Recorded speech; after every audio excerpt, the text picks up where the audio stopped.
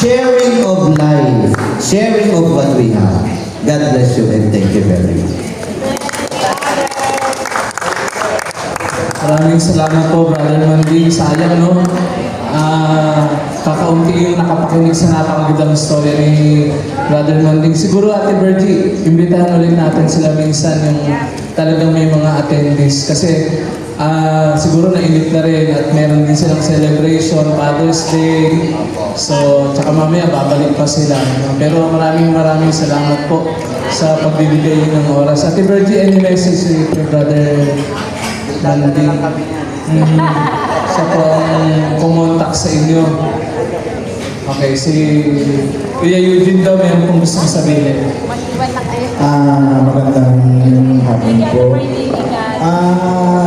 Kanina, maski ko konti na tayo, gusto ko na sana umuwi. Kaya lang narinig ko yung sharing ni brother.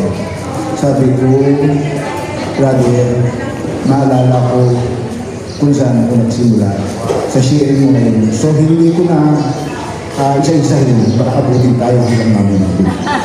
Para amin mag-amal sa sharing.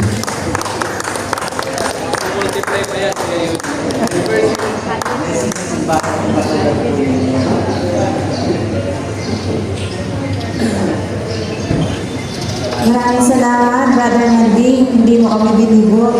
At marami pa rin naman kami nakapakinig sa napakaganda mong tinuro sa amin at sharing. Isang palito lang. Solve na. Ganyan kabuti ang Diyos. Amen. Kaya mahalaga yung pagbibigayan, pagtutulungan, pagmamahalan, at pag-unawaan.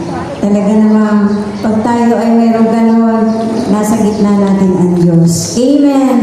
Amen. At pag nasa gitna natin ang Diyos, ay talagang ang pagpapala sa atin ay ganon na lang. Ganon siya kabuti at ganon siya kabait. Kaya mamaya po uling gabi, inaaniyahan tayo na mag-dance-dance naman daw. Kaya meron tayong parish night at what time? Fiesta night. Anong oras? 7 p.m. Lahat po doon ay dancing. Kaya wala pong kill-joy, lahat po ay sasayaw.